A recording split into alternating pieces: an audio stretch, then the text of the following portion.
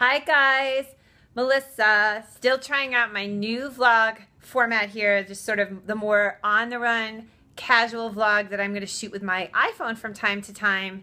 But I thought what I'd do today is sort of show you guys how I go about filming the CloudMom vlogs that I film on my own in Marielle's nursery, and hopefully for those of you who are interested in vlogging or in shooting video, this maybe can be helpful in some way in terms of the process that I follow. So anyway, bear with me because the production quality is going to be a bit lacking as I sort of struggle with orienting this camera towards the things I want to tell you guys about. But just to start, and I'm going to turn off my light now so that there's no glare, but the first thing that I do is I set up my Nikon camera. Hold on one second, I'm going to turn off my light because I don't want it to glare.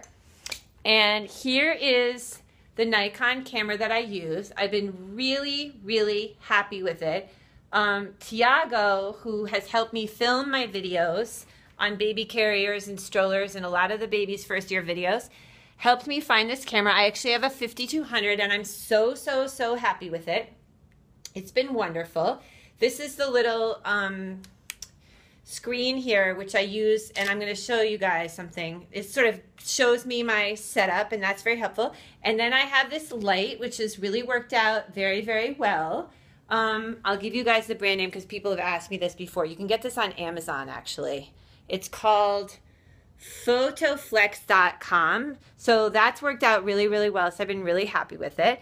And anyway, so I set up my light, I set up my video camera, and then what I do is I get some outfits ready. Now, when I first started working on CloudMom, one of the ideas was going to be to film every morning with a more sort of news-related type story. But basically, I realized that this was just going to be way too stressful for me to do on a daily basis because there's so much time involved with getting the video ready, with figuring out what you're going to say, then with editing it, with uploading it, and just to be under that pressure to do that as I was trying to get the kids to school or trying to do the other things I needed to do during the day. It just was too much for me. So what I started to do was to film a couple vlogs at a time, sometimes 2, sometimes 4, excuse me. Sometimes I'll film so many as like 8 or 10 even, and that gives me time to edit them, to think about them, to write them, to upload them, to get an image ready for Facebook and for the site and social media and all the other aspects of sort of trying to promote my, new little brand. So anyway, as part of that, I get some shirts ready. I'm going to show you guys what I do. I just sort of put them here on my, sorry, the light is not so good. I put them here on my nursing chair there. You can see I've got my little scripts ready.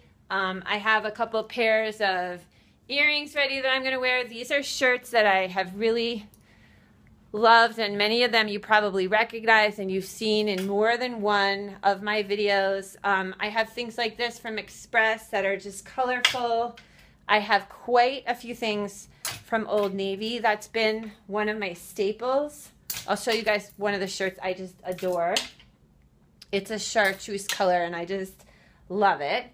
And this is just so comfortable and so light and not too light under the incredible heat of that production light that you see behind the camera. So anyway, I get all this ready, I do this setup, and I do, as I was showing you guys here, and I actually have to get these scripts organized, I do write scripts for the shows because I don't have a teleprompter and I want to sort of have a sense or just think about before, what are the things that I really want to try to say, and it doesn't always come out to perfectly match the script, but it just provides me with sort of a guide so that I hopefully am giving good information and remembering the things that I went through so that I'm not just like rambling on and on.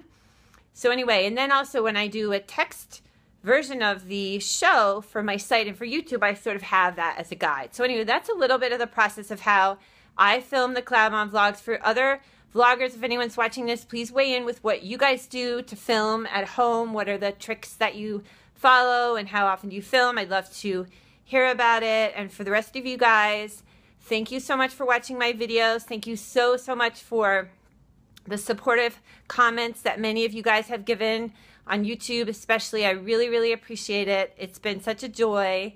And oh yeah, there's something else that I wanted to say. Actually, there's my hand. and this is sort of about the process of filming video, which I think is so interesting. You know, in one way, you're sort of on your own, alone, just talking to this camera, so it feels kind of weird.